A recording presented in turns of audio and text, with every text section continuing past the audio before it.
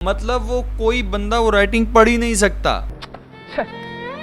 और कितनी खराब हैंड राइटिंग है तुम्हारी। और कहते हैं ना, दूसरे की बीवी और अपना बच्चा सबको अच्छा लगता है, बाजे बजाता हुआ आपका बच्चा आपको क्यूट लग रहा है, वो किसी को भी क्यूट नहीं लग रहा। आर्मी को सियासत में लाने वाला पाकिस्तान का पहला सदर जो कि ब्यूरोक्रेट था, सिकंदर मिर्जा था। आर्मी की इन्वॉल्वमेंट ब्यूरोक्रेसी ने शुरू करवाई। जब तक मुल्क के हालात सही थे तब तक 14 अगस्त पर म्यूजिकल बैंड्स परफॉर्म करते थे।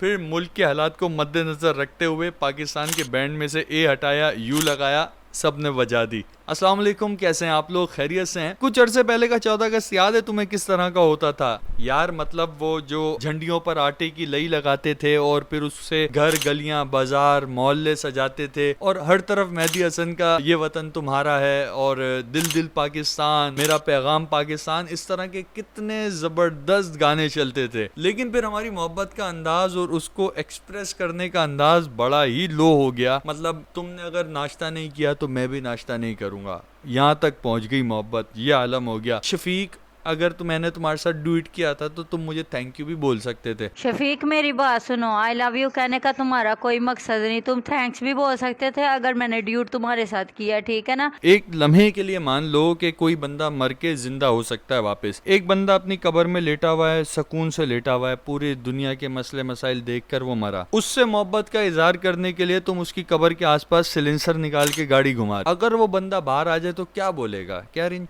के लिए मैंने मुल्क बनाया था। मैं कायदे आजम की बात कर रहा हूँ। मतलब सिलेंसर की खतना करवा कर कायदे आजम के मजार के आसपास घुमा रहे हैं, रोड पर बाजे बजा रहे हैं। मुल्क की कम बजी हुई है कि आप बाजे भी बजा रहे हो। ग्लोबल वार्मिंग एक बहुत बड़ा इशू है पाकिस्तान में, क्लाइमेटिक चेंज बहुत बड़ा इशू है।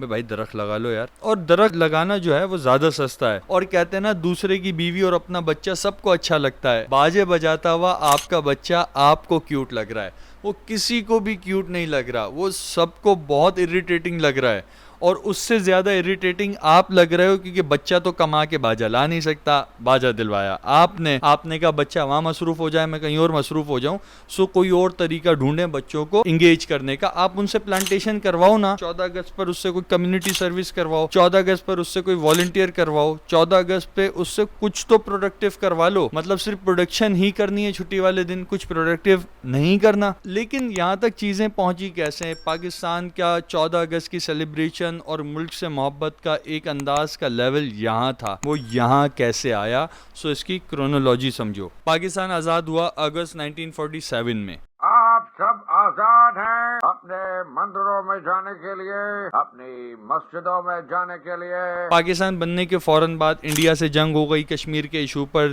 जबान का मसला शुरू हो गया, कायदे आजम की डेथ हो गई। कायदे आजम की डेथ के बाद लियाकत अली खान जो वजीर आजम थे उनका कत्ल हो गया, भरे मजमे में कत्ल हुआ। और सैयद अकबर था जिसने कत्ल किया रावलपिंडी कंपनी बाग, जिसको अब लियाकत बाग कहते हैं। कातिल को पकड़ा ही नहीं, वहीं पर ही मार दिया।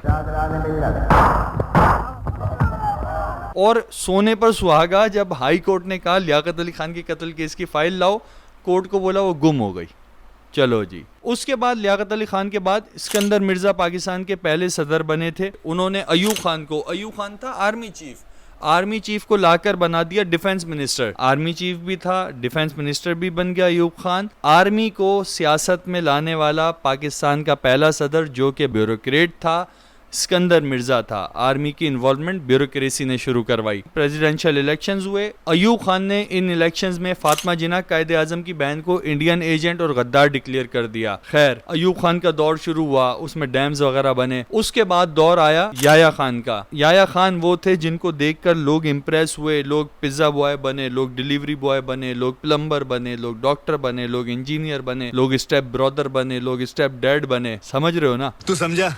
नहीं, तू समझा नहीं। याया खान इंतहाई रंगीन मिजाज का आदमी था। उसी के दौर में पाकिस्तान टूटा, यानी बांग्लादेश और पाकिस्तान अलग हो गए। बहुत सारे लोग कहते हैं कि उसमें भुट्टो का कसूर था। भुट्टो का कसूर उसमें सिर्फ एरोगेंस की हद तक था। सुप्रीम अथॉरिटी याया खान था और याया खान अगर चाहता तो असेंबली का इजलास बुलवा सकता था ढाका में। लेकिन वो कहते हैं ना कि वक्त करता है परवरिश, बरसों हादसा एकदम नहीं होता।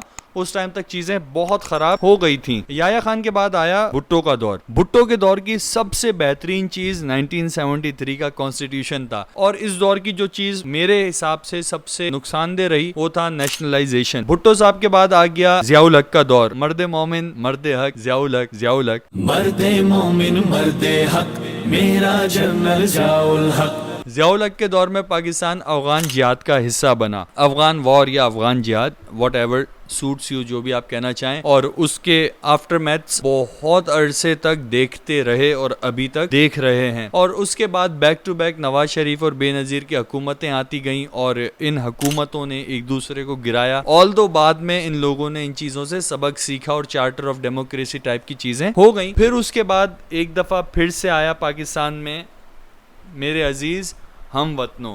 Dear brothers and sisters, your armed forces have never and shall never let you down. Musharraf के दौर की जो सबसे बुरी चीज हुई वो था war on terror. War on terror में मुशर्रफ ने सिंगल हैंडेडली फैसला लिया वॉर ऑन टेरर का हिस्सा बनने का। उसके नुकसानात एवरीबडी नोज। फिर पीपल्स पार्टी की हुकूमत जिसमें 18th अमेंडमेंट आई, उसमें सूबाई ऑटोनॉमी बढ़ी। और ऑल्दो बहुत सारे लोग इस चीज को पसंद नहीं भी करते कि प्रेसिडेंट के पावर्स कम हो गए। फिर आ गई आपके नून लीग की हुकूमत, फिर आ गई पीटीआई की हुकूमत। ये चंद एक चीजें आपको बताई हैं फ्रॉम द हिस्ट्री। अच्छा, पाकिस्तान इन सारी चीजों से गुजरा है। ये सारे मिस एडवेंचर्स, ये सारी मिस कैलकुलेटेड मूव्स और ये सारी गलतियां, ये सारी चीजें हमने देखी जो कि हमारे बिल्कुल साथ आजाद होने वाले इंडिया में बहुत सारी ऐसी चीजें थी जो नहीं हुई। ऑल्दो वहाँ बेतहाशा मसाइल हैं, but that's not our topic for now. अच्छा, ये हो गए ब्यूरोक्रेट्स, आर्मी वाले और सियासतदान। आ जाओ पब्लिक की तरफ।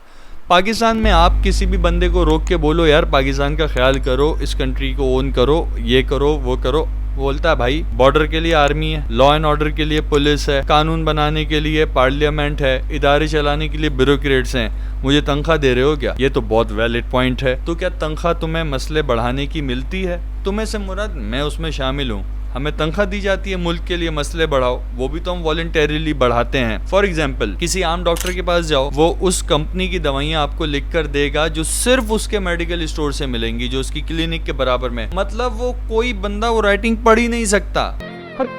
कितनी खराब हैंड राइटिंग है तुम्हारी। लाल मिर्ची में ईंटें वजीर आजम आके पीसता है, दूध में पानी आर्मी चीफ आकर मिलाता है। मीन्स इस तरह के बेशुमार और भी चीज़ें हैं। मीन्स अगर कोई बंदा कह रहा हो ना सियासतदान करप्ट हैं, देखो कॉन्ट्रैक्ट्स खा जाते हैं, देखो सड़कों के डामर बीच में नहीं डलवाते, सिर्फ साइडों पे डलवाते हैं ताकि इंस्पेक्शन टीम देख ले। तेरे बाप की बारात जाने वाली इस रोड पे रोडी और बजरी बीच में मत डाल बोला था ना। ऐसा कोई भी बंदा कभी मिले ना, उससे पूछो भाई गाड़ी कब से चला रहे हो? अल्हम्दुलिल्लाह आपका भाई चला रहा है 8 क्लास से आज तक नहीं ठोकी।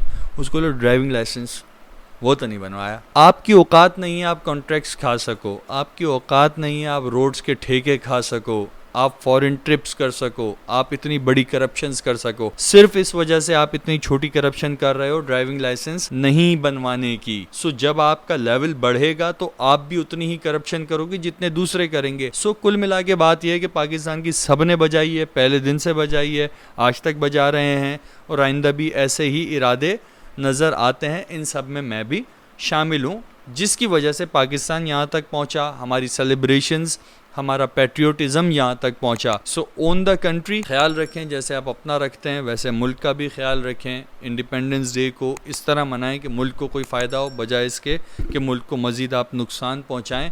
सो happy independence day to all of you. अल्लाह हाफ़िज़।